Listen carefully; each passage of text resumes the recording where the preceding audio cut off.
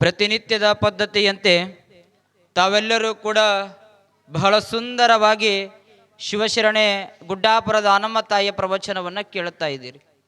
ಮಾವು ಮಲ್ಲಿಗೆ ಕಂಡಾಗ ಪಂಪನನ್ನ, ಸಂಪಿಗೆ ಸೇವಂತಿಗೆ ಕಂಡಾಗ ಹರಿಹರನನ್ನ, ವಚನ ಸಾಹಿತ್ಯ ಎಂದಾಗಲೆಲ್ಲ ಬಸವಣ್ಣನವರನ್ನು, ಸತ್ಯ ಎಂದಾಗಲೆಲ್ಲ ಗಾಂಧೀಜಿಯವರನ್ನು ಹೇಗೆ ನೆನಪಿಸಿಕೊಳ್ಳುತ್ತೇವೆ, ಅದೇ ರೀತಿಯೊಳಗ ಭಕ್ತಿ ಮತ್ತು ಶ್ರದ್ಧೆ ಅಂದ ತಕ್ಷಣ ಮೊಟ್ಟ ಮೊದಲು ನೆನಪಾಗೋದು ಗ್ರಾಮ ಯಾವುದಾದಿದ್ರೆ ಅದು ಮಾಗಣಗೆರೆ ಗ್ರಾಮ ಅನ್ನುವಂಥ ಮಾತನ್ನು ನಾವೆಲ್ಲರೂ ಕೂಡ ನೆನಪಿಸಿಕೊಳ್ಳಬೇಕಾಗ್ತದೆ.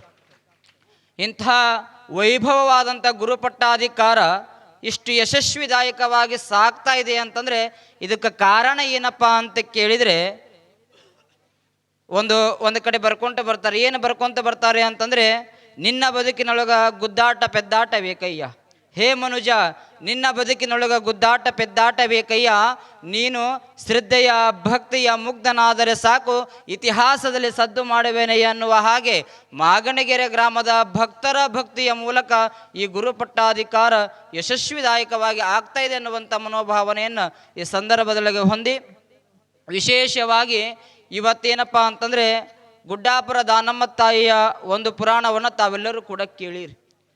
ಪ್ರತಿಯೊಬ್ಬರ ಸಾಧಕರ ಜೀವನದೊಳಗೆ, ಪ್ರತಿಯೊಬ್ಬರ ಮಹಾತ್ಮರ ಜೀವನದೊಳಗೆ ಏನನ್ನು ಕಾಣುತ್ತೇವೆ ಅಂತಂದರೆ, ಅವರು ಯಾವತ್ತಿಗೂ ಕೂಡ ಸುಖ ಬಯಸಲಿಲ್ಲ. ಸುಖ ಮತ್ತು ಕಷ್ಟ ಇವೆರಡನ್ನು ಕೂಡ ಸಮಾನವಾಗಿ ಸ್ವೀಕಾರ ಮಾಡಿಕೊಂಡ್ರು.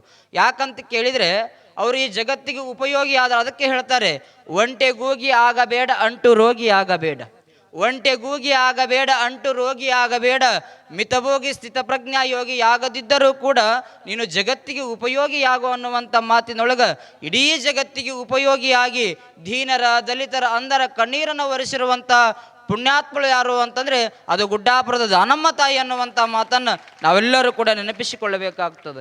ಯಾಕಂತ ಕೇಳಿದರೆ, ಮೂಲತಃ ಗುಡ್ಡಾಪುರ ದಾನಮ್ಮ ತಾಯಿ ಹೆಸರು ಲಿಂಗಮ್ಮ.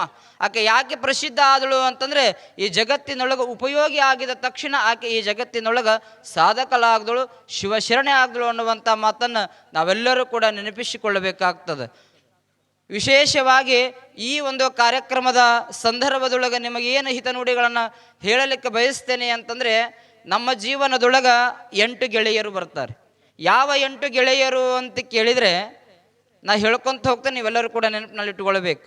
ಯಾವ 8 ಗೆಳೆಯರು ಅಂತಂದರೆ, ಬರುತ್ತಾ ಹೋಗುತ್ತಲಿರುವವರು ಇಬ್ಬರು, ಬಂದರೆ ಹೋಗದವರು ಇಬ್ಬರು, ಕರೆಯಿಸಿಕೊಂಡು ಬರುವವರು ಇಬ್ಬರು, ಕರೆಯದಲೇ ಬರುವವರು ಇಬ್ಬರು. ಎಷ್ಟೈತ್ರಿ? 8 ಐತಾ? ಇನ್ನೊಮ್ಮೆ ಹೇಳ್ತೀನಿ ಕೇಳ್ರಿ. ಬರುತ್ತಾ ಹೋಗುತ್ತಲಿರುವವರು ಇಬ್ಬರು, ಬಂದರೆ ಹೋಗದವರು ಎಷ್ಟೈತ್ರಿ? ಕರೆಯಿಸಿಕೊಂಡು ಬರುವವರು, ಕರೆಯದಲೇ ಬರುವವರು ಎಷ್ಟೈತ್ರಿ? ಪಕ್ಕ ಐತೆ? ಈಗ ಹೇಳ್ತೀನಿ ಕೇಳಿ. ಬರುತ್ತಾ ಹೋಗುತ್ತಲಿರುವವರು ಇಬ್ಬರು ಯಾರು ಅಂತ ಕೇಳಿದರೆ, ಬಡತನ ಮತ್ತು ಶ್ರೀಮಂತಿಕೆ. ಪ್ರತಿಯೊಬ್ಬರ ಮನುಷ್ಯನ ಜೀವನದೊಳಗೆ ಬಡತನ ಬರ್ತದೆ, ಶ್ರೀಮಂತಿಕೆ ಬರ್ತದೆ. ಯಾರಿಗೆ ಬಡತನ ಬಂದಿಲ್ಲ, ಯಾರಿಗೆ ಶ್ರೀಮಂತಿಕೆ ಬಂದಿದೆ. ಹಗಲು ಇರುಳು ಎನ್ನುವ ಹಾಗೆ ಬಡತನ ಮತ್ತು ಶ್ರೀಮಂತಿಕೆ ಇವೆಲ್ಲವೂ ಕೂಡ ಬಂದು ಹೋಗುವಂಥದ್ದು. ಇದು ಬರುತ್ತಾ ಹೋಗುತ್ತಲಿರುವವರು ಇಬ್ಬರು, 2 ಸ್ನೇಹಿತರು. ಆದರೆ ನಾವು ಏನು ತಿಳ್ಕೊಳ್ಬೇಕು ಅಂತಂದರೆ, ಬಡತನ ಶಾಶ್ವತ ಅಲ್ಲ, ಶ್ರೀಮಂತಿಕೆ ಶಾಶ್ವತ ಅಲ್ಲ. ಯಾವ ಶಾಶ್ವತ ಅಂತ ಕೇಳಿದರೆ, ಭಗವಂತ ನಮ್ಮ ರಟ್ಟಿಯೊಳಗೆ ಎಲ್ಲಿ ತನಕ ಶಕ್ತಿ ಕೊಡ್ತಾನೆ ಅಲ್ಲಿ ತನಕ ಕಾಯಕವನ್ನು ಏನು ಮಾಡ್ತೇವಲ್ಲ ಅದೂ ಶಾಶ್ವತ ಅನ್ನುವಂಥ ಮಾತನ್ನು ನಾವೆಲ್ಲರೂ ಕೂಡ ನೆನಪಿನಲ್ಲಿ ಇಟ್ಕೊಳ್ಳೋಕೆ. ಕಾಯಕ ಬಹಳ ಶ್ರೇಷ್ಠ. ಬರುತ್ತಾ ಹೋಗುತ್ತಲಿರುವವರು ಇಬ್ಬರು, ಮತ್ತು ಬಂದರೆ ಹೋಗದವರು ಇಬ್ಬರು ಯಾರು ಅಂತ ಕೇಳಿದರೆ, ವಿದ್ಯೆ ಮತ್ತು ಕಲೆ. ಇವತ್ತು ನಮ್ಮ ಜೀವನದೊಳಗೆ ವಿದ್ಯಾ ಸರಸ್ವತಿ ಮತ್ತು ಕಲಾ ಸರಸ್ವತಿ ಬರಬೇಕಾದ್ರೆ ಸುಮ್ಮನೆ ಬರೋದಲ್ಲ, ಬಹಳ ಕಷ್ಟಪಡಬೇಕಾಗ್ತದೆ. ಬರುತ್ತಾ ಹೋಗುತ್ತಲಿರುವವರು ಇಬ್ಬರು, ಬಂದರೆ ಹೋಗದವರು ಇಬ್ಬರು. ಈ ವಿದ್ಯಾ ಸರಸ್ವತಿ ಮತ್ತು ಕಲಾ ಸರಸ್ವತಿ ನಮ್ಮ ಜೀವನದೊಳಗೆ ಬಂದರು ಅಂತಂದರೆ ಯಾವತ್ತಿಗೂ ಹೋಗೋದಿಲ್ಲ. ನಾವು ಅಂತ್ಯವಾದಾಗಲೇ ನಮ್ಮಿಂದ ಬಿಟ್ಟು ಹೋಗಬೇಕಾಗ್ತದೆ. ಉದಾಹರಣೆಯಪ್ಪ ಅಂತ ಕೇಳಿದರೆ, ಕೈಲಾಸ ಪರ್ವತದೊಳಗೆ ವಿದ್ಯೆಗೆ ಅಧಿಪತಿಯಾದಂಥ ದೇವತೆ ಯಾರ್ರಿ? ಸರಸ್ವತಿ. ವಿದ್ಯೆಗೆ ಅಧಿಪತಿಯಾದಂಥ ಸರಸ್ವತಿ ಮತ್ತು ಧನಕ್ಕೆ ಅಧಿಪತಿಯಾದಂಥ ದೇವತೆ ಯಾರು ಅಂತಂದ್ರೆ ಲಕ್ಷ್ಮಿ. ವಿದ್ಯಾ ಸರಸ್ವತಿ ಮತ್ತು ಲಕ್ಷ್ಮೀ ಸರಸ್ವತಿ ಇಬ್ಬರೂ ಕೂಡ ಕೈಲಾಸ ಪರ್ವತದೊಳಗೆ ಕೂತಿರ್ತಾರೆ. ಕೂತಿರುವಂಥ ಸಂದರ್ಭದಲ್ಲಿ ಅವಾಗ ನಾರದ ಮಹರ್ಷಿ ಹಿಂಗೆ ಹೋಗ್ತಾ ಇರ್ತಾನೆ. ನಾರದ ಮಹರ್ಷಿ ಹೋಗುವಂಥ ಸಂದರ್ಭದಲ್ಲಿ ಅವಾಗ ಇವರಿಬ್ಬರಿಗೆ ಒಂದು ಬಯಕೆ ಉಂಟಾಗ್ತದೆ. ಏನು ಬಯಕೆ ಉಂಟಾಗ್ತದ ಅಂತ ಕೇಳಿದ್ರೆ, ನಮ್ಮಿಬ್ಬರ ಭವಿಷ್ಯವನ್ನು ನಾರದ ಮಹರ್ಷಿ ಈ ಒಂದು ದೇವಲೋಕದೊಳಗೆ ಎಲ್ಲರ ಭವಿಷ್ಯವನ್ನು ಆತ ಹೇಳ್ತಾನೆ. ನಮ್ಮಿಬ್ಬರ ಭವಿಷ್ಯವನ್ನು ಕೇಳಬೇಕಂತ ಬಯಕೆ ಉಂಟಾಗ್ತದೆ. ನಿಮಗೂ ಬಯಕೆ ಉಂಟಾಗ್ತದೆ. ಯಾರಾದರೂ ನಿಮ್ಮ ಮನೆಗೆ ಜ್ಯೋತಿಷರು ಬಂದರೆ, ಪಂಚಾಂಗ ಬಂದರೆ ನಮ್ಮ ಭವಿಷ್ಯ ಏನಂತ ನೀವು ಕೈ ಮುಂದೆ ಮಾಡಿ ಕೇಳ್ತೀರಿ. ಆ ರೀತಿಯೊಳಗೆ ಅವಾಗ ಅವರಿಬ್ಬರು ವಿಚಾರ ಮಾಡಿ ನಾರದ ಮಹರ್ಷಿ ನನ್ನ ಕರೀತಾರೆ. ಕರೆದಾಗ ಮೊಟ್ಟ ಮೊದಲು ಲಕ್ಷ್ಮೀದೇವಿ ಏನು ಮಾಡ್ತಾಳೆ ಅಂತಂದರೆ, ಆಕೆಯ ಹಸ್ತವನ್ನು ಚಾಚಿ ನಾರದ ಮಹರ್ಷಿಗೆ ಕೇಳ್ತಾಳೆ. ನಾರದ, ನನ್ನ ಭವಿಷ್ಯ ಏನು ಅಂತ ಕೇಳಿದಾಗ ಅವಾಗ ನಾರದ ಮಹರ್ಷಿ ಹೇಳ್ತಾನ, ತಾಯಿ ನಿನ್ನ ಭವಿಷ್ಯವನ್ನು ನೋಡಬೇಕು ಅಂತಂದರೆ ನಾನು ನಿನ್ನ ಅಂಗೈಯನ್ನು ನೋಡಿ ಹೇಳೋದಿಲ್ಲ, 4 ಹೆಜ್ಜೆ ಮುಂದಕ್ಕೆ ಹೋಗಿ 4 ಹೆಜ್ಜೆ ವಾಪಸ್ ಬಾ ಅಂತ ಹೇಳ್ತಾನೆ. 4 ಹೆಜ್ಜೆ ಮುಂದಕ್ಕೆ ಹೋಗಿ 4 ಹೆಜ್ಜೆ ವಾಪಸ್ ಬಾ ಅಂದ ತಕ್ಷಣ ಅವಾಗ ಲಕ್ಷ್ಮಿ ಏನು ಮಾಡ್ತಾಳೆ ಅಂತಂದರೆ 4 ಹೆಜ್ಜೆ ಮುಂದಕ್ಕೆ ಹೋಗ್ತಾಳೆ, 4 ಹೆಜ್ಜೆ ವಾಪಸ್ ಬರ್ತಾಳೆ. ವಾಪಸ್ ಬಂದಾಗ ಅವಾಗ ಲಕ್ಷ್ಮಿ ಕೇಳ್ತಾಳೆ, ನಾರದ ನನ್ನ ಭವಿಷ್ಯ ಏನು? ನಾರದ ನನ್ನ ಭವಿಷ್ಯ ಏನು ಅಂದ ತಕ್ಷಣ ಅವಾಗ ನಾರದ ಮಹರ್ಷಿ ಹೇಳ್ತಾನೆ, ತಾಯಿ ನಿನ್ನ ಭವಿಷ್ಯ ಆಗಿದೆ ಅಂತಂದರೆ ನೀನು ಬರುವಾಗ ಬಹಳ ಲಕ್ಷಣವಾಗಿ ಕಾಣ್ತಿ, ಬರುವಾಗ ಲಕ್ಷಣವಾಗಿ ಕಾಣ್ತಿ, ಆದರೆ ಹೋಗುವಾಗ ಬಹಳ ಅಸಹ್ಯವಾಗಿ ಕಾಣ್ತೀನಿ ಅಂತ ನಾರದ ಮಹರ್ಷಿ ಹೇಳ್ದ. ಇದರ ಅರ್ಥ ನಿಮ್ಗೆ ಆಗ್ಲಿಕ್ಕಿಲ್ಲ. ಏನಪ್ಪ ಅಂತಂದರೆ, ಲಕ್ಷ್ಮಿ ನಮ್ಮ ಹತ್ರ ಬರುವಾಗ ಬಹಳ ಆನಂದ ಆಗುತ್ತದೆ. ಈಗ ಒಂದು 10 ಎಕರೆ ಒಳಗೆ ಕಬ್ಬಿನ ಪಡ ಹಚ್ಚಿದ್ದೇವೆ ಅಂತಂದರೆ ಒಂದು 10 ಲಕ್ಷ ರೂಪಾಯಿ ಬತ್ತು ಅಂತಂದ್ರೆ ಭಾಳ ಆನಂದ ಆಗ್ತದ. ಅದೇ 10 ಲಕ್ಷ ರೂಪಾಯಿ ನಮ್ಮಿಂದ ಬಿಟ್ಟು ಹೋಗುವಾಗ ಏನಾಗ್ತದ ಅಂತಂದರೆ ಕಣ್ಣನ ನೀರು ಕಪಾಳಿಗೆ ಬರ್ತಾವೆ. ಇದರ ಅರ್ಥ ಹೇಳಿದ ನಾರದ ಮಹರ್ಷಿ, ಬರುವಾಗ ಬಹಳ ಆನಂದದಿಂದ ಬರ್ತಾಳೆ ಲಕ್ಷ್ಮಿ, ಹೋದಿರುವಾಗ ಬಹಳ ಅಸಹ್ಯವಾಗಿ ಹೋಗ್ತೀನಿ ಅಂತ ಹೇಳಿದ.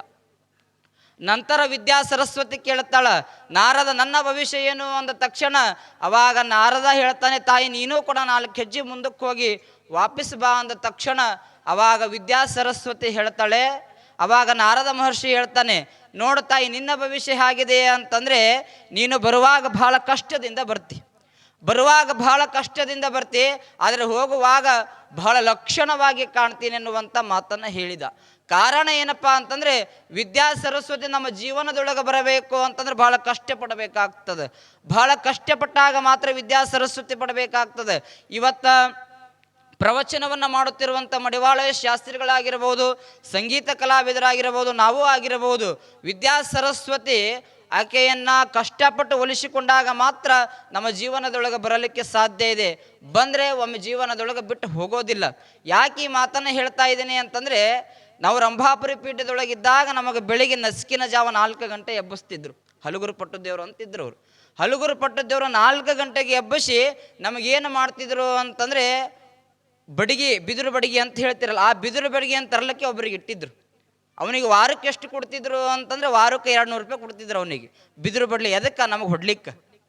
ಯಾಕೆ ಹೊಡಿತಿದ್ರು ಅಂತಂದರೆ, ದಂಡಂ ದಶಗುಣಂ ಭವೇತ್ ಎನ್ನುವ ಹಾಗೆ ಅವರು ಹಲಗೂರು ಪಟ್ಟದೇವರು ನಮ್ಮ ಗುರುಗಳು ಇವತ್ತು ಅವರು ನಮಗೆ ಚಡಿ ಏಟು ಕೊಟ್ಟಾರ ಅಂತ ತಿಳ್ಕೊಂಡು ಇವತ್ತು ನಿಮ್ಮ ಮುಂದೆ ಮೂರ್ತಿಯಾಗಿ ಕುಂತಿದ್ದೇವೆ. ಕಾರಣ ಏನಪ್ಪ ಅಂತ ಕೇಳಿದರೆ, ವಿದ್ಯಾ ಸರಸ್ವತಿ ಕಲಾ ಸರಸ್ವತಿ ಸುಮ್ಮನೆ ಬರೋದಿಲ್ಲ. ಅದಕ್ಕೆ ಹೇಳ್ತಾರೆ, ಬಂದರೆ ಹೋಗದವರು ಇಬ್ಬರು, ವಿದ್ಯೆ ಮತ್ತು ಸರಸ್ವತಿ. ಮತ್ತು ಕರೆಯದಲ್ಲೇ ಬರುವವರು ಇಬ್ಬರು. ಯಾರು ಅಂತ ಕೇಳಿದರೆ, ಕರೆಯಿಸಿಕೊಂಡು ಬರುವವರು ಇವರು. ಯಾರು ಕರೆಯಿಸಿಕೊಂಡು ಬರುವವರು ಇಬ್ಬರು ಅಂತಂದರೆ, ಕೀರ್ತಿ ಮತ್ತು ಅಪಕೀರ್ತಿ. ನೀವು ಮಾಡುವಂಥ ಒಳ್ಳೆಯ ಕಾರ್ಯ ಏನು ಮಾಡ್ತದೆ ಅಂತಂದರೆ, ಒಳ್ಳೆಯ ಕಾರ್ಯ ಮಾಡಿದ್ರೆ ಕೀರ್ತಿ ಬರ್ತದೆ, ಕೆಟ್ಟ ಕಾರ್ಯವನ್ನು ಮಾಡಿದ್ರೆ ಅಪಕೀರ್ತಿಯನ್ನು ಪಡಬೇಕಾಗ್ತದೆ. ಮತ್ತು ಕರೆಯಿಸಿಕೊಂಡು ಬರುವವರು ಇಬ್ಬರು ಯಾರು ಅಂತಂದರೆ, ಮುಪ್ಪು ಮತ್ತು ಸಾವು. ಹೀಗಾಗಿ ಈ ಜೀವನದ ಸಾರಾಂಶವನ್ನು ಒಳಗೊಂಡಿದೆ ಅನ್ನುವಂಥ ಮಾತನ್ನು ಈ ಸಂದರ್ಭದೊಳಗೆ ಹೇಳ್ತಾ, ವಿಶೇಷವಾಗಿ ನಮ್ಮ ನಗನೂರಿನ ಗ್ರಾಮದ ಸಮಸ್ತ ಶಿಷ್ಯ ಸದ್ಭಕ್ತರು ಇವತ್ತು ಈ ವೇದಿಕೆಯೊಳಗದಾರ. ಹೇಳೋದೇನಪ್ಪ ಅಂತಂದ್ರೆ, ಮಾಗಣಗೆರೆಯ ರುದ್ರಮುನೀಶ್ವರ ಹಿರೇಮಠಕ್ಕೆ 2 ಆಧಾರ ಸ್ತಂಭ ಅನ್ಲಿಕ್ಕೆ ತಪ್ಪಾಗ್ಲಿಕ್ಕಿಲ್ಲ. ಯಾವ 2 ಆಧಾರ ಸ್ತಂಭಗಳು ಅಂತಂದ್ರೆ, ಫಸ್ಟ್ ಇಂಗ್ಲೀಷ್ ವರ್ಣೊಳಗೆ ಏನು ಬರ್ತದೆ? ಎಮ್ ಬರ್ತದೆ. ಎಮ್ ಆದ ನಂತರ ಏನು ಬರ್ತದೆ? ಎನ್ ಬರ್ತದೆ. ಮೊದಲು ಮಾಗಣಗೆರೆಯ ರುದ್ರಮುನೀಶ್ವರ ಹಿರೇಮಠಕ್ಕೆ ಮೊದಲು ಮಾಗಣಗೆರೆಯ ಸದ್ಭಕ್ತರು, ನಂತರ ನಾಗನೂರಿನ ಸದ್ಭಕ್ತರು, ಇವೆರಡು ಅಣ್ಣ ತಮ್ಮ ಸಹೋದರ ಸದ್ಭಕ್ತರು ಅನ್ನುವಂಥ ಮಾತನ್ನು ಈ ಸಂದರ್ಭದೊಳಗೆ ಹೇಳಲಿಕ್ಕೆ ಇಚ್ಛೆ ಪಡ್ತೇನೆ. ನಾವು ನಗನೂರಿಗೆ ಹೋಗಿರುವಂಥ ಸಂದರ್ಭದೊಳಗೆ ಅತ್ಯಂತ ಅಭಿಮಾನದಿಂದ, ಅತ್ಯಂತ ಶ್ರದ್ಧೆಯ ಮೂಲಕ ನಮ್ಮನ್ನು ಬರಮಾಡಿಕೊಂಡು ಒಂದು ಉದಾಹರಣೆ ಹೇಳಲಿಕ್ಕೆ ಇಚ್ಛೆ ಪಡ್ತೇನೆ. ನಗನೂರಿನ ಗ್ರಾಮಕ್ಕೆ ಹೋದಾಗ ಎಲ್ಲರ ಮಾತಿನೊಳಗೆ ಒಂದೇ ಒಂದು ಮಾತು ಏನಪ್ಪ ಅಂತಂದರೆ, ಇಷ್ಟು ದಿವಸಗಳ ಕಾಲ ನಮ್ಮ ಅಪ್ಪ ಇಲ್ಲಾರ್ದೆ, ಹ್ಯಾಗ ಮನೆಯೊಳಗೆ ಯಜಮಾನ ಇಲ್ಲಾರ್ದೆ ಆ ಮನೆ ಬಡವಾಗಿತ್ತು, ಅದೇ ರೀತಿಯೊಳಗೆ ರುದ್ರಮುನೀಶ್ವರ ಮಠಕ್ಕೆ ನಮ್ಮ ಅಪ್ಪ ನಮ್ಮ ಗುರು ಇಲ್ಲಾರ್ದೆ ಮಠ ಅನಾಥವಾಗಿತ್ತು. ಇವತ್ತು ನಮ್ಮ ಮಠ ರುದ್ರಮುನೀಶ್ವರ ಮಠ ಬೆಳಗ್ತದ ಅಂತ ತಿಳ್ಕೊಂಡು 60 ವರ್ಷದ ಒಬ್ಬ ಅಜ್ಜಿ ಹೊಲಕ್ಕೆ ಹೋಗ್ಲಾರ್ದ ಊಟ ಮಾಡಲಾರ್ದಂಗೆ ನಮಗೆ ಕಾಯ್ಕೊಂತ ಕುಂತು ನಮಗೆ ನೀರು ಹಾಕಿ ಕಾಯಿ ಕರ್ಪೂರ ಮಾಡಿ ಆಕಿನ ಗುಡಿಸಲ ಹ್ಯಾಂಗಿತ್ತು ಅಂತಂದ್ರೆ ಭಾಳ ಸಣ್ಣದು, ಅಲ್ಲೇ ಹೋಗಿ ಆಕೆ ಪಾದಪೂಜೆ ಮಾಡಿಕೊಂಡು ನಮ್ಮಪ್ಪ ಬಂದನ ಅಂತ ತಿಂತಕೊಂಡು ಅತ್ಯಂತ ಹರುಷದಿಂದ ನಮ್ಮನ್ನು ಅಭಿಮಾನವನ್ನು ನಗನೂರಿನ ಸದ್ಭಕ್ತರು ಮೆರೆದಿದ್ದಾರೆ ಅನ್ನುವಂಥ ಮಾತನ್ನು ಈ ಸಂದರ್ಭದೊಳಗೆ ಹೇಳಲಿಕ್ಕೆ ಇಚ್ಛೆ ಪಡ್ತೇನೆ. ಯಾಕಂತ ಕೇಳಿದರೆ ನಿಮಗೆಲ್ಲರಿಗೂ ಕೂಡ ಆಶ್ಚರ್ಯ ಆಗಿರಬಹುದು. ನಗರೂರಿನೊಳಗೆ ಹೊಂದಿರುವಂತಹ ರುದ್ರಮುನೀಶ್ವರ ಹಿರೇಮಠದ ಸದ್ಭಕ್ತರು ಹೇಗಿದ್ದಾರೆ ಅಂತ ಕೇಳಿದರೆ ಬಹಳಷ್ಟು ಶ್ರೀಮಂತರದಾರ ಅವರು ಒಂದೊಂದು ಮನೆಯನ್ನು ನೋಡಿದರೆ ಅರಮನೆ ನೋಡ್ದಂಗೆ ಆಗ್ತದೆ ನಮಗೆ. ಅಷ್ಟು ಶ್ರೀಮಂತ ಭಕ್ತರು ನಮ್ಮ ರುದ್ರಮುನೀಶ್ವರ ಹಿರೇಮಠದ ಭಕ್ತರದಾರ. ಅವರು ಶ್ರೀಮಂತಿಕೆ ಜೊತೆಗೆ ಹೃದಯ ವೈಶಾಲ್ಯತೆಯನ್ನು ಹೊಂದಿರುವಂಥ ಭಕ್ತರು, ಅದು ನಗನೂರಿನ ಭಕ್ತರು ಅನ್ನುವಂಥ ಮಾತನ್ನು ನಾವೆಲ್ಲರೂ ಕೂಡ ನೆನಪಿಸಿಕೊಳ್ಳಬೇಕಾಗ್ತದೆ. ನಾವು ಆ ಗ್ರಾಮಕ್ಕೆ ಹೋದಾಗ ಒಂದೇ ಕ್ಷಣದೊಳಗೆ ನಮಗೆ ಕಾಣಿಕೆಯನ್ನು ಕೊಟ್ಟು ಕಾಣಿಕೆ ಜೊತೆಗೆ ಈ ಮಟ್ಟಕ್ಕೆ ಸದಾವಕಾಲ ನಾವು ಇರ್ತೇವೆ ಅನ್ನುವಂಥ ಮಾತನ್ನು ಅವರು ಹೇಳಿದ್ದಾರೆ ಅನ್ನುವಂಥ ಮಾತನ್ನು ಈ ಸಂದರ್ಭದೊಳಗೆ ಹೇಳ್ತಾ, ಇಂಥ ಒಂದು ಕಾರ್ಯಕ್ರಮ ಅತ್ಯಂತ ಯಶಸ್ವಿದಾಯಕವಾಗಿ ಆಗಲಿ ಅನ್ನುವಂಥ ಮಾತನ್ನು ಈ ಸಂದರ್ಭದೊಳಗೆ ಹೇಳ್ತಾ, ಮತ್ತು ವಿಶೇಷ ಏನಪ್ಪ ಅಂತ ಕೇಳಿದ್ರೆ, ಇವತ್ತು ನೀವೆಲ್ಲರೂ ಕೂಡ ಬಹಳಷ್ಟು ಭಕ್ತಿಯಿಂದ ದಾನವನ್ನು ಮಾಡ್ತಾ ಇದ್ದೀರಿ.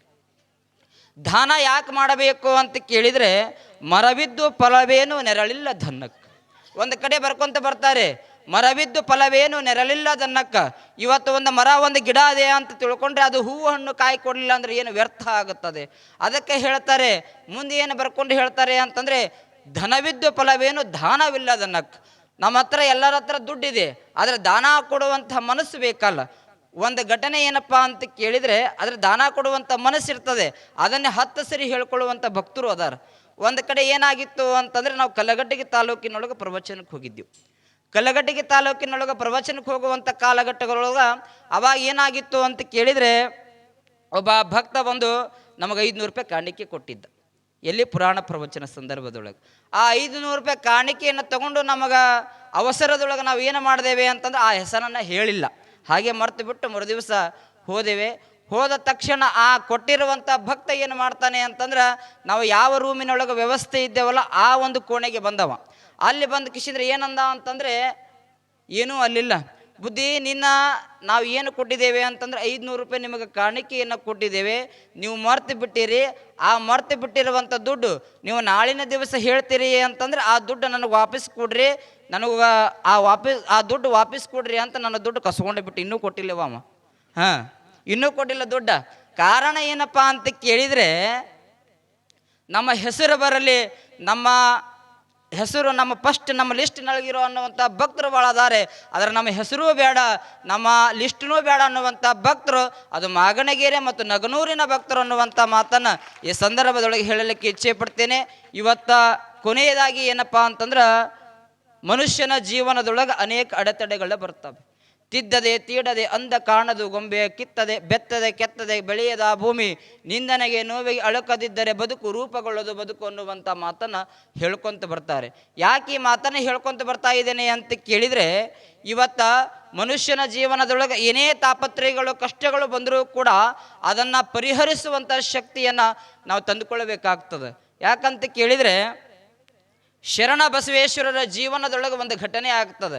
ಏನು ಘಟನೆ ಅಂತ ಕೇಳಿದರೆ, ಅವರು ದಾನ ಮಾಡುವಂಥ ಗುಣ ಬಹಳಷ್ಟು ಇರ್ತದೆ.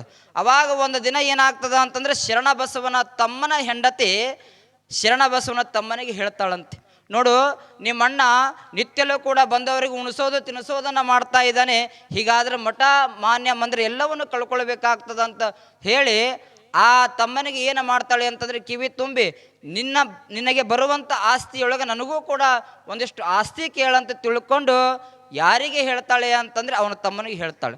ಅವಾಗ ಆ ಶರಣ ಬಸವನ ತಮ್ಮ ಏನು ಮಾಡ್ತಾನೆ ಅಂತಂದರೆ, ಹೆಂಡತಿಯ ಮಾತನ್ನು ಕೇಳಿ ಶರಣ ಬಸವೇಶ್ವರ ಹತ್ರ ಬರ್ತಾನೆ. ಶರಣ ಬಸವೇಶ್ವರ ಹತ್ರ ಬಂದು ಕೇಳ್ತಾನೆ. ಏನು ಕೇಳ್ತಾನೆ ಅಂತಂದರೆ, ನಿನ್ನ ಆಸ್ತಿ ಏನದಲ್ಲ ಆ ಆಸ್ತಿಯೊಳಗೆ ನನಗೆ ಪಾಲು ಕೊಡು ಅಂತ ಕೇಳಿದ. ಆಸ್ತಿಯೊಳಗೆ ಪಾಲು ಕೊಡು ಅಂದ ತಕ್ಷಣ ಅವಾಗ ಶರಣಬಸವೇಶ್ವರ ಅಂತಾರೆ, ಕಾಯಕ ಮತ್ತು ದಾಸೋಗಕ್ಕೆ ಹೆಸರಾದಂಥ ಈ ಮನೆತನದೊಳಗೆ ಯಾವತ್ತಿಗೂ ಕೂಡ ಭೇದ ಭಾವ ಮಾಡಿಲ್ಲ. ನಿನಗೆಷ್ಟು ಬೇಕು ಅಷ್ಟು ತಗೋ, ಉಳಿದಿದ್ದು ನನಗಿಡು ಅಂದ್ರಂಥವ್ರು. ನಿನಗೆಷ್ಟು ಬೇಕು ಅಷ್ಟು ತಗೋ, ಉಳಿದಿದ್ದು ನನಗಿಡು ಅಂದ ತಕ್ಷಣ ಅವಾಗ ಶರಣಬಸವೇಶ್ವರರು ತಮ್ಮ ಏನು ಮಾಡ್ತಾರೆ ಅಂತಂದರೆ, ಅದನ್ನು ಒಳ್ಳೆಯ ಫಸಲು ಬರುವಂಥ ಭೂಮಿಯನ್ನು ತಾವು ತೆಗೆದುಕೊಂಡು ಏನೂ ಬೆಳಿಲಾರದ ಭೂಮಿಯನ್ನು ಯಾರಿಗೆ ಕೊಟ್ಟ ಅಂತಂದರೆ ಶರಣಬಸವೇಶ್ವರ ಕೊಟ್ಟ. ಆದರೂ ಕೂಡ ಧೃತಿಗೆಡಲಿಲ್ಲ. ಶರಣಬಸವೇಶ್ವರ ಏನು ಮಾಡ್ತಾರೆ ಅಂತಂದರೆ, ಅದೇ ಭೂಮಿಯೊಳಗೆ ಒಳ್ಳೆಯ ಬೆಳೆಯನ್ನು ಬೆಳೆದು ಏನು ಮಾಡ್ತಾರೆ ಅಂತಂದರೆ ಇಡೀ ಜಗತ್ತಿಗೆ ಆದರ್ಶಪ್ರಾಯರಾಗ್ತಾರೆ. ಹೇಳುವಂಥ ತಾತ್ಪರ್ಯ ಏನಪ್ಪ ಅಂತಂದರೆ, ಮನುಷ್ಯನ ಜೀವನದಾಗ ಆಗಿರ್ಬೋದು, ಮಹಾತ್ಮರ ಜೀವನದಾಗ ಆಗಿರ್ಬೋದು, ಎಲ್ಲ ಕಷ್ಟ ಕಾರ್ಪಣ್ಯಗಳು ಬರ್ತವೆ. ಅದನ್ನು ಎದುರಿಸುವಂಥ ಶಕ್ತಿಯನ್ನು ಅದು ಭಗವಂತ ಕೊಡಲಿ ಅನ್ನುವಂಥ ಮಾತನ್ನು ಈ ಸಂದರ್ಭದೊಳಗೆ ಹೇಳಲಿಕ್ಕೆ ಇಚ್ಛೆ ಪಡ್ತೇನೆ. ಕೊನೆಗೆ ಏನಪ್ಪ ಅಂತ ಕೇಳಿದರೆ, ಒಂದು ಊರೊಳಗೆ ಒಬ್ಬನಿಗೆ ಭಾಳ ಕಲ್ತಿದ್ರಿ ಅವ.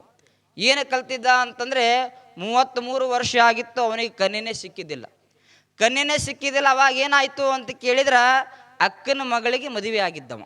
ಅಕ್ಕನ ಮಗಳಿಗೆ ಮದುವೆ ಆದ ತಕ್ಷಣ ಆಕೆನೂ ಕೂಡ ಭಾಳ ಕಳ್ತಿದ್ದಳು. ಆಕೆ ಡಬಲ್ ಡಿಗ್ರಿ. ಆಕೆಗೆ ಏನೂ ಅಡುಗೆ ಮಾಡೋಕ್ಕೆ ಬರ್ತಿದ್ದಿಲ್ಲ. ಒಂದು ದಿವಸ ಏನಾಯಿತು ಅಂತ ಕೇಳಿದ್ರೆ, ಗಂಡನ ಮನೆಗೆ ಹೋದಾಗ ಅಡುಗೆ ಮಾಡೋಕ್ಕೆ ಬರಬೇಕಲ್ಲ. ಅವಾಗ ಆ ಒಂದು ಹುಡುಗಿಯ ಅಜ್ಜಿ ಏನು ಮಾಡಿತ್ತು ಅಂತ ಕೇಳಿದ್ರೆ, ನಿನ್ನ ಮುಂದೆ ಗಂಡನ ಮನೆಗೆ ಹೋಗ್ತೇವ, ಅವಾಗ ನಿನಗೆ ಅಡುಗೆ ಮಾಡೋಕ್ಕೆ ಬರಬೇಕು ಅಂತ ತಿಳ್ಕೊಂಡು ಒಂದು ಪದಾರ್ಥವನ್ನು ಕಲಿಸಿಕೊಟ್ಟಿದ್ದಳು. ಯಾವ ಪದಾರ್ಥ ಅಂತ ಕೇಳಿದ್ರೆ, ಪುಂಡಿ ಪಲ್ಯ ರೊಟ್ಟಿ ಮಾಡೋದನ್ನು ಕಲಿಸಿಕೊಟ್ಟಿದ್ದಳು. ಪುಂಡಿ ಪಲ್ಯ ರೊಟ್ಟಿ ಮಾಡೋದನ್ನು ಕಲಿಸಿಕೊಟ್ಟ ತಕ್ಷಣ ಮದುವೆಯಾಯಿತು.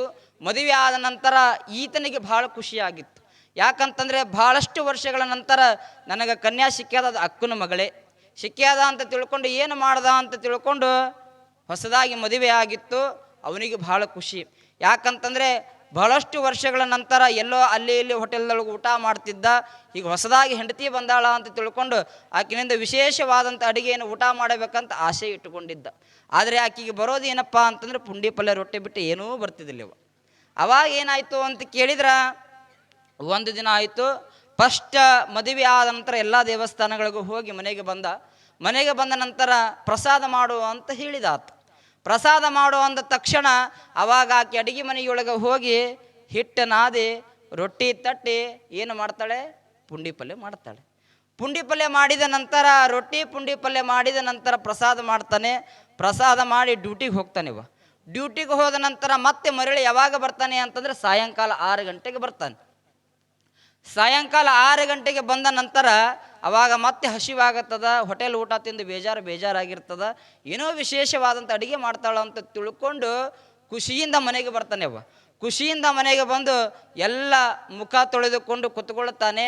ಅವಾಗ ಸಾಯಂಕಾಲ 8 ಗಂಟೆ ಆಗಿರ್ತದ. ಮತ್ತೆ ತಂದು ಇಡ್ತಾಳೆ. ಯಾವುದು?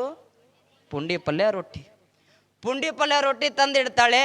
ಪುಂಡಿ ಪಲ್ಯ ರೊಟ್ಟಿ ತಂದು ಇಟ್ಟ ನಂತರ ಒಂದು ದಿನ ಹೋಯ್ತು. ಹೋಳಿ ಬಿಡು, ನನ್ನ ಅಕ್ಕನ ಮಗಳದಾಳ, ಏನೂ ಅನ್ನಬಾರ್ದು, ಆಕೆಯ ಮನಸ್ಸನ್ನು ನೋಯಿಸಬಾರ್ದು ಅಂತ ತಿಳ್ಕೊಂಡು 1 ದಿನ ಬಿಟ್ಟ, 2 ದಿನ ಬಿಟ್ಟ, 3 ದಿನ ಬಿಟ್ಟ, ಸತತ 1 ವಾರಗಳ ಕಾಲ ಪುಂಡಿ ಪಲ್ಯ ರೊಟ್ಟಿ ತಿಂದೇವ. 1 ವಾರಗಳ ಕಾಲ ಪುಂಡಿ ಪಲ್ಯ ರೊಟ್ಟಿ ತಿಂದ ಕೊನೆಗೆ ಅವನಿಗೆ ಬೇಜಾರಾಯಿತು. ಯಾಕಂತಂದರೆ, ಒಂದು ಪದಾರ್ಥವನ್ನು ತಿನ್ನೋದ್ರಿಂದ ಬೇಜಾರಾಗ್ತದೆ. ಅವಾಗ ಅವನಿಗೆ ಅನ್ನಿಸ್ತು, ಇಲ್ಲ ಇಷ್ಟು ಪುಂಡಿ ಪಲ್ಯ ರೊಟ್ಟಿ ತಿಂದು ಬೇಜಾರಾಗಿದೆ ಅಂತ ತಿಳ್ಕೊಂಡು ಅಕ್ಕನ ಮನೆಗೆ ಬರ್ತಾನೆ. ಅಕ್ಕನ ಮನೆಗೆ ಬಂದಾಗ ಅಕ್ಕ ಭಾಳ ಖುಷಿ ಪಡ್ತಾಳೆ. 1 ವಾರ ನಂತರ ನಮ್ಮ ತಮ್ಮ ಬಂದಾನ ಅಂತ ತಿಳ್ಕೊಂಡು ಆಕೆ ಬಹಳಷ್ಟು ಭವ್ಯವಾಗಿ ಸ್ವಾಗತ ಮಾಡಿ, ಆಕೆಗೆ ಅನ್ನಿಸ್ತದೆ ಏನಪ್ಪ ಅಂತಂದ್ರೆ, ನನ್ನ ಮಗಳು ಭಾಳ ವಿಶೇಷ ರೀತಿಯಾದ ಅಡುಗೆ ಮಾಡಿ ಹಾಕ್ಯಾಳ. ಅವಾಗ ಆಕೆಗೆ ಅನ್ನಿಸ್ತದೆ, ಆಕೆಗೆ ಏನಪ್ಪ ಅಂತ ಕೇಳಿದ್ರೆ, ಆಕೆಗೊಂದು ಖುಷಿ ಇತ್ತು. ನನ್ನ ತಮ್ಮ ಬಾಲ್ಯದೊಳಗೆ ಏನು ಇಷ್ಟಪಡ್ತಿದ್ದ ಅಂತಂದ್ರೆ, ನಾವು ಪುಂಡಿ ಪಲ್ಯ ರೊಟ್ಟಿ ಇಷ್ಟಪಡ್ತಿದ್ದೆವು. ಬಾಲ್ಯದೊಳಗೆ ಪುಂಡಿ ಪಲ್ಯ ರೊಟ್ಟಿ ಇಷ್ಟಪಡ್ತಿದ್ದ. ಅವಾಗ ಆಕೆಗೆ ಅನ್ನಿಸ್ತು, 1 ವಾರಗಳ ನಂತರ ನನ್ನ ಮನೆಗೆ ಬಂದಾನ ಅಂತ ತಿಳ್ಕೊಂಡು ಆಕೆನೂ ಕೂಡ ಬಿಸಿ ರೊಟ್ಟಿ ಪುಂಡಿ ಪಲ್ಯ ಮಾಡಿದ್ದಳು. ಬಿಸಿ ರೊಟ್ಟಿ ಪುಂಡಿ ಪಲ್ಯ ಮಾಡಿದಳು. ಹೇಳ್ತೀನಿ, ಬಂದ. ಅವನಿಗೂ ಗೊತ್ತಿದೆ, ಅಡುಗೆ ಮನೆಗೆ ಹೋಗಿಲ್ಲ. ಆಕೆ ಇವನು ಕೂಡ ಮುಖ ತೊಳ್ಕೊಂಡು ಕುಂತ ನಂತರ ಆವಾಗ ಏನಾಯಿತು, ಆಕೆನೂ ಕೂಡ ತಮ್ಮ ಬಂದಾನ ಅಂತ ತಿಳ್ಕೊಂಡು ಅತ್ಯಂತ ಸಂತೋಷದಿಂದ ಪುಂಡಿ ಪಲ್ಯ ರೊಟ್ಟಿ ಉಳ್ಳಾಗಡ್ಡಿ ಮೆಣಸಿನ್ಕಾಯಿ ಎಲ್ಲ ತಂದು ಕೊಟ್ಟ ನಂತರ ಆತ ಹಣಿ ಬಡ್ಕೊಂಡ. ಹಣ ಬಡ್ಕೊಂಡು, ಈಗ ಅಕ್ಕನ ಮನಸ್ಸು ನೋಯಿಸಬಾರ್ದಲ್ಲ, ಅಕ್ಕನ ಮನಸ್ಸು ನೋಯಿಸಬಾರ್ದು ಅಂತ ತಿಳ್ಕೊಂಡು ಸುಮ್ಮ ಊಟ ಮಾಡಿ ಎದ್ದು ಹೊರಗೆ ಬಂದ ಆ ಊರಿನೊಳಗೆ ಅವನ ಬಾಲ್ಯದ ಸ್ನೇಹಿತ ಇದ್ದ. ಆ ಊರಿನೊಳಗೆ ಬಾಲ್ಯದ ಸ್ನೇಹಿತ ಇದ್ದ, ಅವನಿಗೆ ಮದುವೆ ಆಗಿತ್ತು. ಅವನು ಕೂಡ ಅಂದ, ಇಲ್ಲ ಭಾಳ ವರ್ಷಗಳ ನಂತರ ನೀ ಬಂದಿದ್ದಿ, ಅದಕ್ಕೆ ನಮ್ಮ ಮನೆಗೆ ಕರ್ಕೊಂಡು ಹೋಗ್ತೀನಿ ಬಾ ಅಂತ ಕರ್ಕೊಂಡು ಹೋದ ನಂತರ ಅವಾಗ ಆ ಸ್ನೇಹಿತನ ಹೆಂಡತಿಗೆ ಯಾವುದು ಇಷ್ಟ ಆಯಿತು ಅಂತಂದ್ರೆ ಆಕೆಗೂ ಪುಂಡಿ ಪಲ್ಯ ರೊಟ್ಟಿ ಇಷ್ಟ ಆಯಿತು. ಆಕೆಗೂ ಕೂಡ ಪುಂಡಿ ಪಲ್ಯ ರೊಟ್ಟಿ ಇಷ್ಟ ಆಯಿತು. ಇಷ್ಟ ಇದ್ದ ನಂತರ ಆಕೆಗೆ ಇವ ಬರೋದು ಗೊತ್ತಿಲ್ಲ, ಸ್ನೇಹಿತ ಬರೋದು ಗೊತ್ತಿಲ್ಲ. ಆಕೆ ಯಥಾ ಪ್ರಕಾರ ಪುಂಡಿ ಪಲ್ಯ ರೊಟ್ಟಿ ಮಾಡಿದಳು. ಈತನು ಹೋದ, ಸ್ನೇಹಿತನ ಕರ್ಕೊಂಡು ಹೋದ. ಈತ ಮುಖ ಮಾರ್ಜನೆ ಮಾಡಿಕೊಂಡು ಊಟ ಮಾಡ್ದ. ಸ್ನೇಹಿತನ ಮನಸ್ಸನ್ನು ಕೂಡ ನೋಯಿಸಬಾರ್ದು ಅಂತ ತಿಳ್ಕೊಂಡು ಪುಂಡಿ ಪಲ್ಯ ರೊಟ್ಟಿ ತಿಂದ. ಹೊರಗೆ ಬಂದ, ವಾಂತಿ ಮಾಡ್ಕೊಂಡೆವು. ಇಷ್ಟು ವಾಂತಿ ಮಾಡ್ಕೊಂಡ ನಂತರ ಅವಾಗ ಸ್ನೇಹಿತ ಕೇಳಿದ, ಏನಾಯಿತು ಏನೂ ಹೇಳಿಲ್ಲ. ಸ್ನೇಹಿತನಿಗೆ ಏನೂ ಹೇಳಿಲ್ಲ. ಕೊನೆಗೆ ಸ್ನೇಹಿತ ಏನು ಮಾಡ್ದ ಅಂತಂದ್ರೆ ಹಾಸ್ಪಿಟಲ್ಗೆ ಕರ್ಕೊಂಡು ಹೋದ. ದವಾಖಾನೆಗೆ ಕರ್ಕೊಂಡು ಹೋದ ನಂತರ ಅವಾಗ ಡಾಕ್ಟರ್ ಎಲ್ಲ ಚೆಕ್ ಮಾಡ್ದ. ಏನು ಚೆಕ್ ಮಾಡ್ದ? ಹೆಲ್ತ್, BP, ಶುಗರ್ ಎಲ್ಲ ಚೆಕ್ ಮಾಡಿ, ಇಲ್ಲ ನಿಮಗೆ ಸ್ವಲ್ಪ ಪಿತ್ತಾಗ್ಯದ, ನೀವು ಭಾಳಷ್ಟು ಪದಾರ್ಥ ತಿಂದಿರಿ, ಪಿತ್ತಿನ ಪದಾರ್ಥವನ್ನು ತಿಂದಿರಿ ಅಂತ ತಿಳ್ಕೊಂಡು ಏನು ಮಾಡ್ದ? ಎಲ್ಲ ಚೆಕ್ ಮಾಡಿ ಟ್ಯಾಬ್ಲೆಟ್ ಬರ್ದವ. ಈ ಟೈಮಿಗೆ ನೀವು ಟ್ಯಾಬ್ಲೆಟ್ ತೊಗೋರಿ, ಟ್ಯಾಬ್ಲೆಟ್ ತೊಗೊಂಡು ಎಲ್ಲ ಬರೆದ ನಂತರ ಹಿಂಗೆ 7 ವರ್ಷರೊಳಗೆ ಅವಾಗ ಡಾಕ್ಟ್ರ್ ಅವನಿಗೆ ಕರಿತಾನೆ. ಯಾರಿಗೆ? ಪುಂಡಿ ಪಲ್ಯ ರೊಟ್ಟಿ ತಿಂದವನಿಗೆ. ಏನು ಕರಿತಾನ? ತಮ್ಮ, ನಿಮಗೆಲ್ಲ ಟ್ಯಾಬ್ಲೆಟ್ ಕರೆಕ್ಟ್ ಟೈಮಿಗೆ ಕೊಟ್ಟೀನಿ, ಈ ಟೈಮಿಗೆ ಪಥ್ಯ ಮಾಡಬೇಕು, ಈ ಟೈಮಿಗೆ ನೀ ಏನು ಮಾಡಬೇಕು? ಟ್ಯಾಬ್ಲೆಟ್ ತೊಗೋಬೇಕು. ಒಂದು ಏನಪ್ಪ ಅಂತಂದ್ರೆ ನೀನು ಪಥ್ಯ ಮಾಡಬೇಕು. ಯಾವ ಪಥ್ಯ ಅಂತ ಕೇಳಿದ್ರೆ, ಇದೇನು ನೀನು ವಾಂತಿಗೆ ಭೇದಿ ಆಗ್ತಾ ಇದೆಯಲ್ಲ, ಇದು ನಿನ್ನ ರೋಗವಾಸಿಯಾಗಬೇಕು ಅಂತಂದ್ರೆ ಸತತ 3 ತಿಂಗಳ ಕಾಲ ನೀನು ಪುಂಡಿ ಪಲ್ಯ ರೊಟ್ಟಿ ತಿನ್ನಬೇಕು ಅಂತ ಹೇಳ್ದವ. ಸತತ 3 ತಿಂಗಳ ಕಾಲ ಪುಂಡಿ ಪಲ್ಯ ರೊಟ್ಟಿ ತಿನ್ನಬೇಕು ಅಂದ್ರೆ ಅವನಿಗೆ ಹುಚ್ಚಿಡ್ದಂಗೆ ಐತ್ರವು. ಹುಚ್ಚಿಡ್ದಂಗಾಗಿ ಅವ ಏನು ಮಾಡ್ದ ಅಂತಂದ್ರೆ ಆಸ್ಪತ್ರೆಯಿಂದ ಹೊರಟು ಹೋದ. ಹೇಳುವಂಥ ತಾತ್ಪರ್ಯ ಇಷ್ಟೇ, ಬಾರದು ಬಪ್ಪದು ತಪ್ಪದು ಎನ್ನುವ ಹಾಗೆ ನಮ್ಮ ಜೀವನದೊಳಗೆ ಕಷ್ಟಗಳು ಬರ್ತಾವೆ, ನೋವುಗಳು ಬರ್ತಾವೆ, ನಲಿವುಗಳು ಬರ್ತಾವೆ. ಅವೆಲ್ಲವೂ ಬಂದರೂ ಸಹಿತ ಸಮಾನವಾಗಿ ಸ್ವೀಕಾರ ಮಾಡೋದು ಅದು ಮನುಷ್ಯನ ಗುಣ ಅನ್ನುವಂಥ ಮಾತನ್ನು ನಾವೆಲ್ಲರೂ ಕೂಡ ನೆನಪಿಸಿಕೊಳ್ಳಬೇಕಾಗ್ತದ. ಇಂಥ ವೈಭವವಾದಂಥ ಗುರುಪಟ್ಟಾಧಿಕಾರ ಮಹೋತ್ಸವ ಇದು ಯಾಕಿಷ್ಟು ವಿಜೃಂಭಣೆಯಿಂದ ಸಾಗ್ತಾ ಇದೆ ಅಂತಂದರೆ, ರುದ್ರಮುನಿ ಶಿವಾಚಾರ್ಯರ ಬಳ್ಳಿ ಆಗಿದೆ ಅಂತಂದರೆ ಅದು ಬರೇ ಕಲ್ಯಾಣ ಕರ್ನಾಟಕಕ್ಕಲ್ಲ, ಇಡೀ ನಾಡಿನ ತುಂಬಕ್ಕೆ ಪಸರಿಸ್ತದೆ ಅನ್ನುವಂಥ ಮಾತನ್ನು ಈ ಸಂದರ್ಭದೊಳಗೆ ಹೇಳಲಿಕ್ಕೆ ಇಚ್ಛೆ ಪಡ್ತೀನಿ ಅನ್ನುವಂಥ ಮಾತನ್ನು ಈ ಸಂದರ್ಭದೊಳಗೆ ಹೇಳ್ತಾ ಶಾಸ್ತ್ರಿಗಳವರು ನೆನಪಿಸಿಕೊಂಡ್ರು. ಏನಪ್ಪ ಅಂತ ಕೇಳಿದರೆ, ಜಗದ್ಗುರುಗಳು ಶ್ರೀಮದ್ ರಂಭಾಪುರಿ ಮಹಾಸನ್ನಿಧಾನಗಳವರು ಮೊನ್ನಿನ ದಿವಸ ಏನು ಮಾಡಿದರು ಅಂತಂದರೆ, ಬೆಳಿಗ್ಗೆ 8:30 ಕರೆ ಮಾಡಿದರು. ಫೋನ್ ಕರೆ ಮಾಡಿದಾಗ ನಾವು ಎತ್ತಲಿಲ್ಲ, ಬ್ಯುಸಿ ಆಗಿದ್ದೇವೆ. ಮತ್ತು 8:45 ಕರೆ ಮಾಡಿದ ತಕ್ಷಣ ಫೋನ್ ಎತ್ತಿ ಬುದ್ಧಿ ಸಾಷ್ಟಾಂಗ ಪ್ರಣಾಮರಿ ಅಂತ ಅಂದ ತಕ್ಷಣ ಗುರುಗಳು ಮೊಟ್ಟ ಮೊದಲು ಏನು ಹೇಳಿದ್ರಪ್ಪ ಅಂತಂದ್ರೆ, ನೀನು ಲಕ್ಕಿ ಇದ್ದಿ ಅಂತ ಹೇಳಿದ್ರು ಅವರು. ನೀನು ಲಕ್ಕಿ ಇದ್ದು ಅಂತ ತಕ್ಷಣ ನನಗೆ ಭಾಳ ಆನಂದ ಆಯಿತು. ನಾನು ಅಂದ್ಕೊಂಡೆ ಪೂರ್ವ ಜನ್ಮದ ಪುಣ್ಯ ಏನಪ್ಪ ಅಂತಂದರೆ, ಒಂದು ಕಡೆ ಬಹಳ ಶ್ರೇಷ್ಠವಾದಂಥ ಗುರುವಿನ ಪಡೆದುಕೊಂಡ ಪುಣ್ಯ, ಇನ್ನೊಂದು ಕಡೆ ಬಹಳಷ್ಟು ಶ್ರೇಷ್ಠರಾದಂಥ ಮಾಗಣಗೆರೆಯ ಭಕ್ತರನ್ನು ಪಡೆದುಕೊಂಡಿದ್ದು ಪುಣ್ಯ ಅನ್ನುವಂಥ ಮಾತನ್ನು ನಾನು ನೆನಪಿಸಿಕೊಂಡೆ. ಕಾರಣ ಏನಪ್ಪ ಅಂತಂದರೆ, ನೀವೆಲ್ಲರೂ ಕೂಡ ರಂಭಾಪುರಿ ಪೀಠಕ್ಕೆ ಎಲ್ಲ ಹಿರಿಯರು ಬಂದು ನೀವು ಉತ್ತರಾಧಿಕಾರಿ ಕೇಳಕ್ಕೆ ಬಂದಾಗ ನನಗೇನೋ ಗೊತ್ತಿರಲಿಲ್ಲ. ಸುಮ್ಮನೆ ಗುರುಗಳ ದರ್ಶನಕ್ಕೆ ನಾನು ಬಂದವ. ಅವಾಗ ಏನಾಯಿತು ಅಂತಂದರೆ, ಗುರುಗಳು ಈ ಮಠಕ್ಕೆ ಇಷ್ಟು ಆಸ್ತಿ ಐತೆ, ಇಲ್ಲಿ ಮಠ ಐತೆ ಅಂತ ಹೇಳಿಲ್ಲ ಅವರು. ಮಾಗಣಗೆರೆ ಭಕ್ತರು ಬಂದಾರ, ನಿನಗೆ ಈ ಮಠಕ್ಕೆ ಮಾಡ್ತಾ ಇದ್ದೀನಿ ಅಂತ ಒಂದೇ ಮಾತು ಹೇಳಿದಾಗ ಅವರ ಗೆರೆಯನ್ನು ದಾಟಲಾರದೆ, ಅವರ ಒಂದು ಕಂಕಣವನ್ನು ದಾಟಲಾರದೆ ಇವತ್ತು ಈ ಮಠಕ್ಕೆ ಬಂದು ಸೇವೆಯನ್ನು ಮಾಡ್ತಾ ಇದ್ದೀನಿ ಅನ್ನುವಂಥ ಮಾತನ್ನು ಈ ಸಂದರ್ಭದೊಳಗೆ ಹೇಳಲಿಕ್ಕೆ ಇಚ್ಛೆ ಪಡ್ತೇನೆ. ಯಾವತ್ತಿಗೂ ಕೂಡ ಮನುಷ್ಯನ ಜೀವನದೊಳಗೆ ಮತ್ತೊಬ್ಬರ ಬದುಕಿನೊಳಗೆ ಸಾರಥಿಯಾಗೋಣ ಹೊರತು ಮತ್ತೊಬ್ಬರ ಬದುಕಿನೊಳಗೆ ನಾವು ಸ್ವಾರ್ಥಿ ಆಗೋದು ಬೇಡ ಅನ್ನುವಂಥ ಮಾತನ್ನು ಈ ಸಂದರ್ಭದೊಳಗೆ ಹೇಳ್ತಾ, ನಿಮಗೆಲ್ಲರಿಗೂ ಕೂಡ ಜಗದ್ಗುರು ರೇಣುಕಾಚಾರ್ಯರ ಆಶೀರ್ವಾದ, ವೀರಗಂಗಾಧರ ಜಗದ್ಗುರುಗಳ ಆಶೀರ್ವಾದ, ರುದ್ರಮುನಿ ಶಿವಾಚಾರ್ಯ ಆಶೀರ್ವಾದ ಇರಲಿ ಅನ್ನುವಂಥ ಮಾತನ್ನು ಈ ಸಂದರ್ಭದೊಳಗೆ ಹೇಳ್ತಾ, ಮತ್ತು ವಿಶೇಷ ಏನಪ್ಪ ಅಂತ ಕೇಳಿದರೆ, ನಾಳಿನ ದಿವಸ ನಾವು ಈ ಕಾರ್ಯಕ್ರಮಕ್ಕೆ ಇರೋದಿಲ್ಲ. ಕಾರಣ ಏನಪ್ಪ ಅಂತಂದ್ರೆ, ಹುಬ್ಬಳ್ಳಿಯೊಳಗೆ ಹಿಂದೂ ಸಮ್ಮೇಳನ ಅಂತ ಒಂದು ಕಾರ್ಯಕ್ರಮವನ್ನು ಇಟ್ಟಿದ್ದಾರೆ. ಬಹಳ ದೊಡ್ಡವಾದಂಥ ಕಾರ್ಯಕ್ರಮ. ಆ ಕಾರ್ಯಕ್ರಮದೊಳಗೆ ಹೋಗಬೇಕಾಗಿರೋದ್ರಿಂದ ನಾಳೆ ಬೆಳಿಗ್ಗೆ ನಾವು ಆ ಕಾರ್ಯಕ್ರಮಕ್ಕೆ ಹೊರಡುವಂಥವ್ರು ಆಗ್ತೇವೆ ಅನ್ನುವಂಥ ಮಾತನ್ನು ಈ ಸಂದರ್ಭದೊಳಗೆ ಹೇಳ್ತಾ, ಇಂಥ ವೈಭವವಾದ ಕಾರ್ಯಕ್ರಮವನ್ನು ಅತ್ಯಂತ ಯಶಸ್ವಿದಾಯಕವಾಗಿ ಮಾಗಣಗೆರೆಯ ಭಕ್ತರು ಮಾಡ್ತಾರನ್ನುವಂಥ ವಿಶ್ವಾಸವನ್ನು ಈ ಸಂದರ್ಭದೊಳಗೆ ಹೇಳ್ತಾ, ಕಾರ್ಯಕ್ರಮದ ಪಟ್ಟಿ ಬಹಳ ದೊಡ್ಡದೈತಿ. ನೀವು ಮಾಗಣಗೆರೆ ಭಕ್ತರು ಹ್ಯಾಂಗದಾರ ಅಂತ ಕೇಳಿದರೆ, ಕೊಡೋದಕ್ಕೂ ಮುಂದೆ ಕೆಲಸ ಮಾಡೋದಕ್ಕೂ ಮುಂದೆ. ಯಾಕಂತ ಕೇಳಿದರೆ, ಸೇವೆ ಮಾಡುವಾಗ ಸಮಯ ನೋಡಬಾರ್ದಂತ.